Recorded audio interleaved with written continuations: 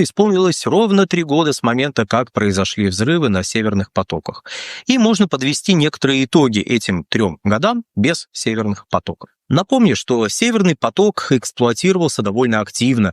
В 2021 году через него было прокачано более 59 миллиардов кубических метров газа при номинальной мощности в 55 миллиардов кубических метров. А Северный поток-2 не эксплуатировался, хотя был достроен и готов к эксплуатации. Проблема была в том, что не было выдано необходимых разрешений, которые бы позволили начать прокачку через Северный поток-2.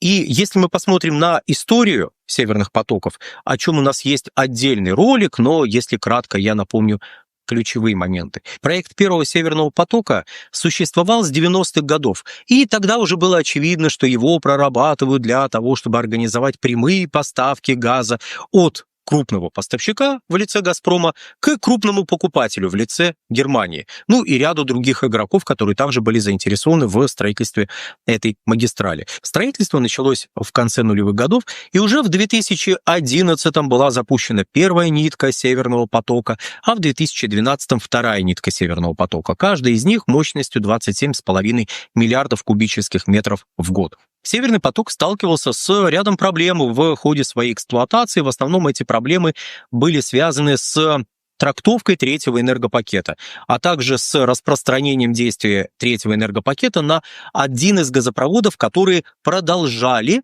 Северный поток на территории Европейского Союза. Таких газопроводов было 2, ОПАЛ и НЕЛ.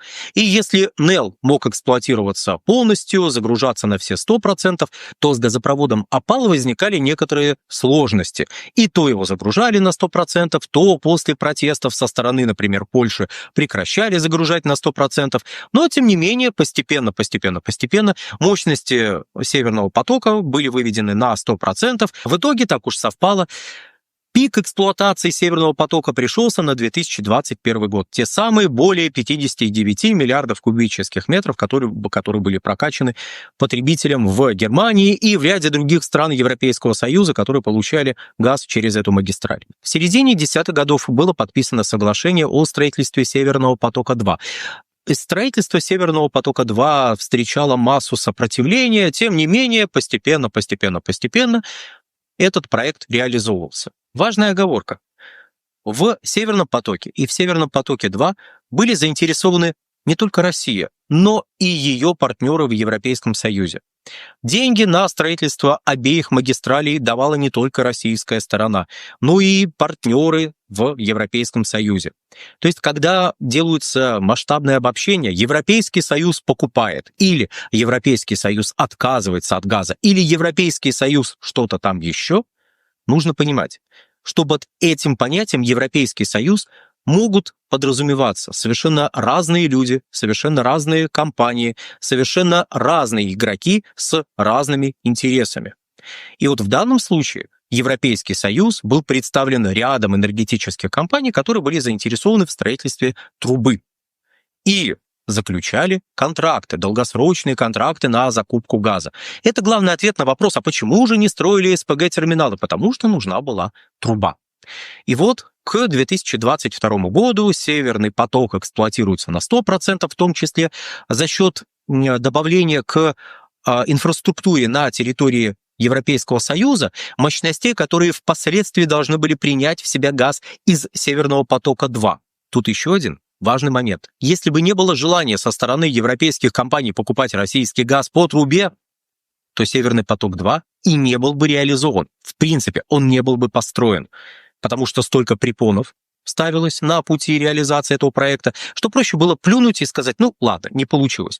Но европейские покупатели газа были заинтересованы, поэтому труба была построена. И вот пришел 2022 год. Начались всем известные события. При этом поставки российского газа в страны Европейского Союза стали сокращаться в первые 1,5 месяца 2022 года. То есть не было прямой взаимосвязи между тем, что началось в конце февраля 2022 и сокращением поставок.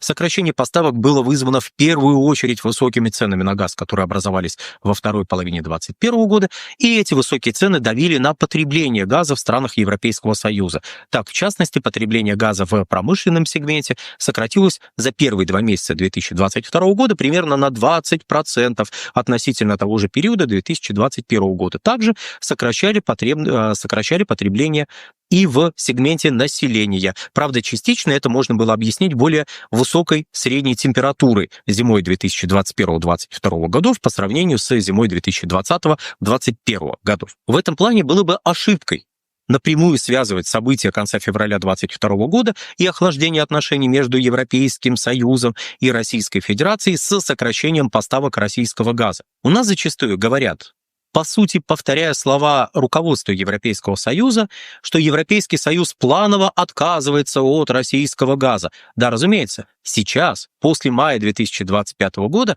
под этим утверждением есть определенный смысл. Но до этого момента, да и по сути до настоящего момента, когда мы записываем, то есть в конце сентября 2025 года, это утверждение не имеет смысла, потому что у Европейского Союза как надгосударственного объединения, нету механизмов, которые приводили бы к сокращению спроса на российский газ, и нету непосредственно усилий, четко читаемых, которые были бы направлены на сокращение спроса конкретно на российский газ.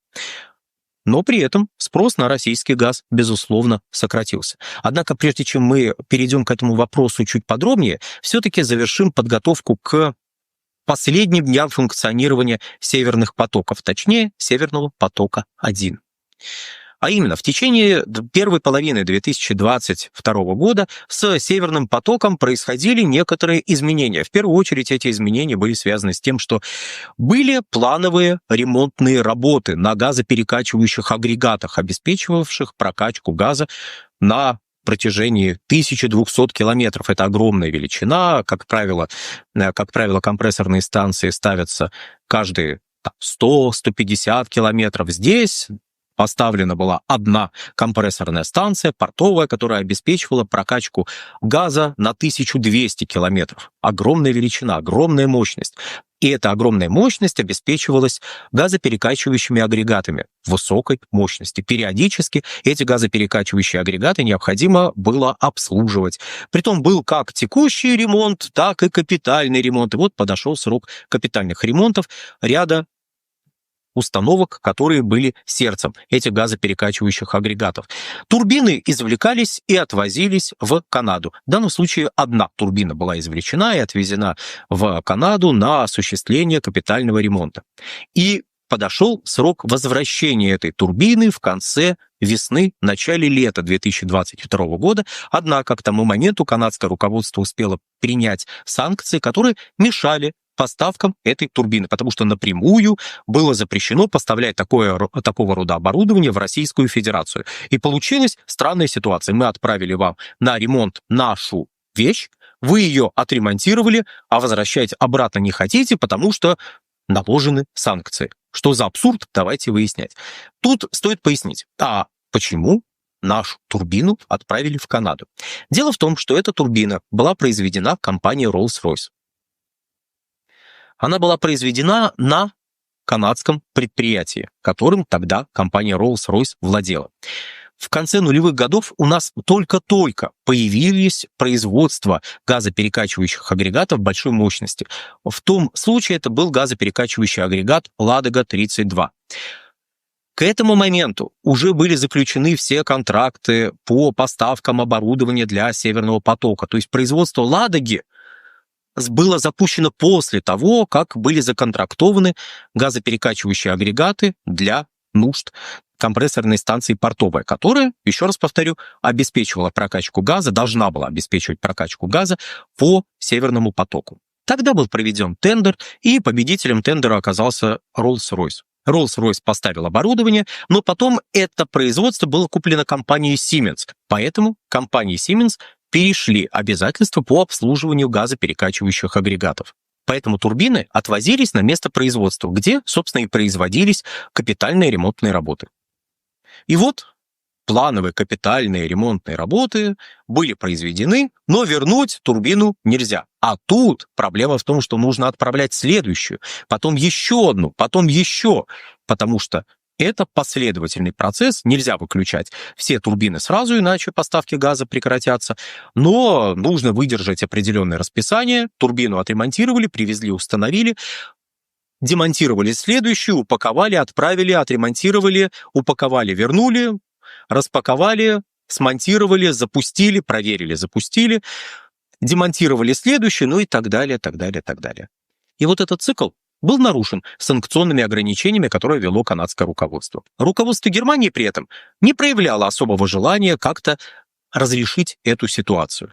Но потом энергетические компании, которые работают на территории ФРГ, оказали воздействие на свое руководство. Руководство начало предпринимать какие-то шаги, и в итоге оно договорилось о том, чтобы из Канады турбину привезли на территорию Германии. Турбину привезли, распаковали.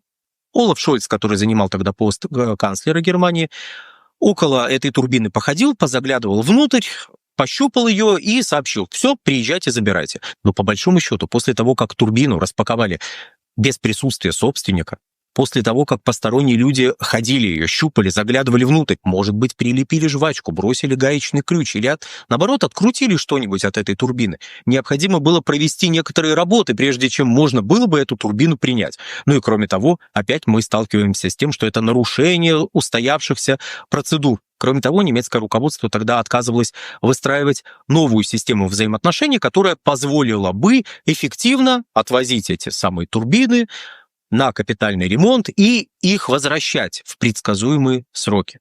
Ну, просто, опять же, немецкое руководство не было в этом особо заинтересовано, а влияние энергетических компаний оказалось недостаточным, чтобы на это руководство надавить. К этому моменту уже невозможно было эксплуатировать польский участок газопровода Ямал-Европа, потому что образовались взаимные санкции, которые исключили этот маршрут из поставок российского газа, из направлений поставок российского газа в Европейский Союз. А из-за того, что одна турбина была исключена, потом следующая турбина была исключена из работы на компрессорной станции «Портовая», стала снижаться мощность Северного потока.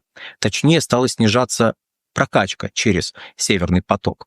Притом надо заметить вот какое обстоятельство. Компания Siemens заявляла, что «Газпром» не обращался к Siemens относительно проведения текущих ремонтных работ по отдельным агрегатам.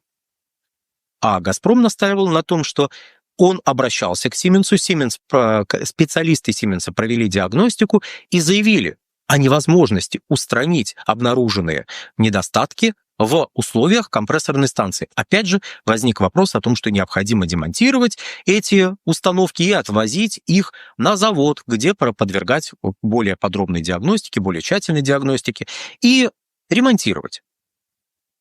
А еще раз, вопрос о процедуре отвезти, отремонтировать и привезти обратно не был урегулирован.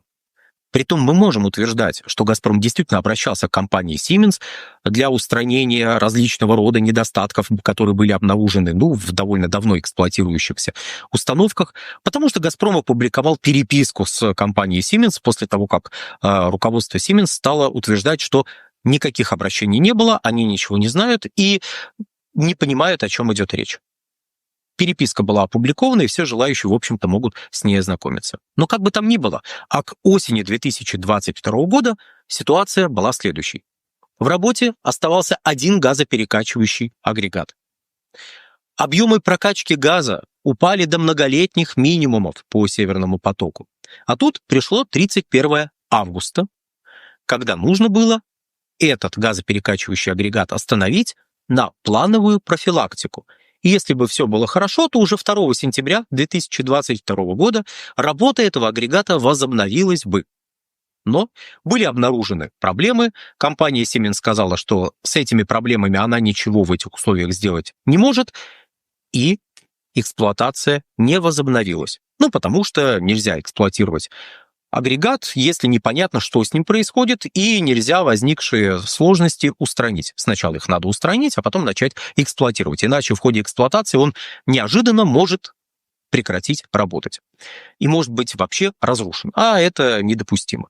Поэтому 2 сентября работа Северного потока не возобновилась. Иными словами, с 31 августа 2022 года Северный поток не работал полностью. При том, что к этому моменту объем прокачки газа по этой магистрали и так упал до многолетних минимумов. И вот приходит конец сентября 2022 года, происходят взрывы, которые организовали неизвестные люди, о личности которых сейчас очень много спекуляций, но нам и не важно, кто это сделал, важны итоги.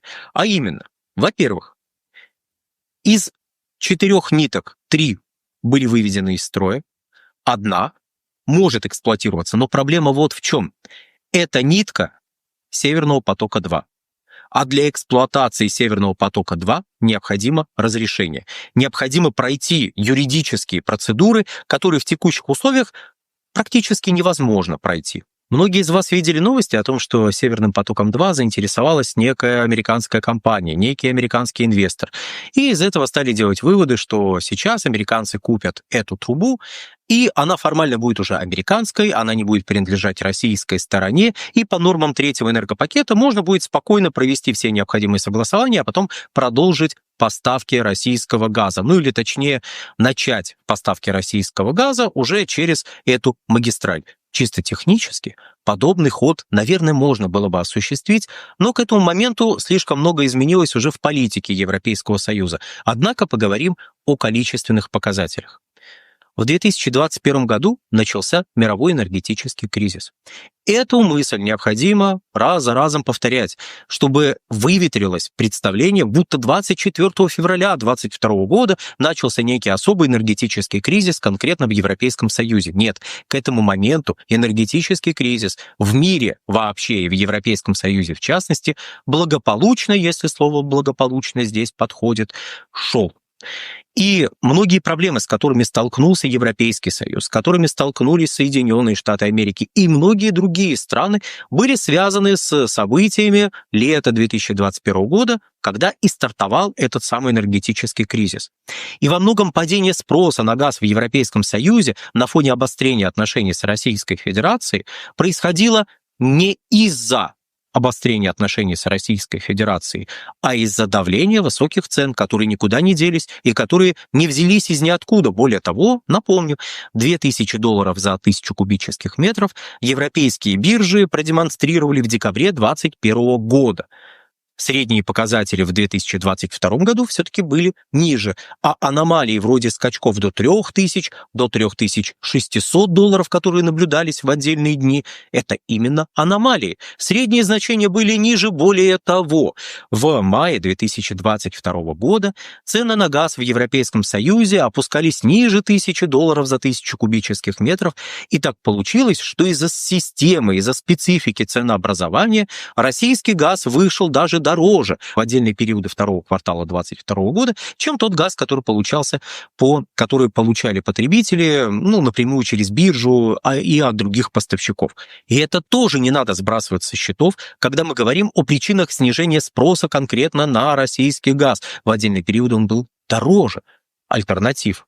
Но, разумеется, полностью игнорировать политический контекст невозможно, но ставить его во главу угла было бы ошибкой. Если бы не было никакого обострения отношений России и Европейского Союза, если брать динамику первых 1,5 месяцев 2022 года и сделать поправку на первые 5 месяцев 2022 года, мы можем сделать вывод, что потребление российского газа, скорее всего, сократилось бы на 50, а то и на 55 миллиардов кубических метров относительно показателей 2021 года. И это произошло бы под давлением высоких цен в первую очередь. Важно помнить, что с 2021 года высокие биржевые котировки на газ были не только в Европе, они были и в Соединенных Штатах Америки, они были в Азиатско-Тихоокеанском регионе, и ситуация радикальным образом не изменилась в 2022 году. Да, разумеется, если бы не политическая подоплека, о чем мы говорили в одном из роликов, возможно, ситуация для Европейского Союза нормализовалась бы уже в 2023 году. Но по итогам 2022 года мы наблюдали резкий обвал спроса на газ в ЕС.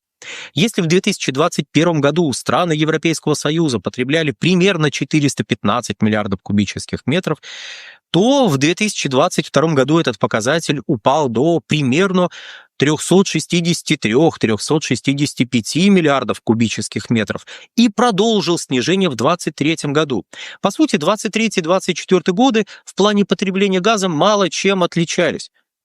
И в 23 и в 24 году Европейский Союз продемонстрировал потребление газа на уровне 330-335 миллиардов кубических метров. Притом несколько разнится статистика, которую дает Европейский Союз помесячно и в годовом выражении, но мы можем сделать просто оговорку, что радикальным образом потребление газа не менялось. Ну а на сегодня, дорогие друзья, все. Подписывайтесь на наш канал, заходите на наш телеграм-канал «Инфотек», ну и подписывайтесь на мой личный телеграм-канал «Нефтегазовая игра», а также посещайте наш сайт «Инфотек». Это отраслевое издание, посвященное вопросам энергетики. Всего хорошего. До свидания.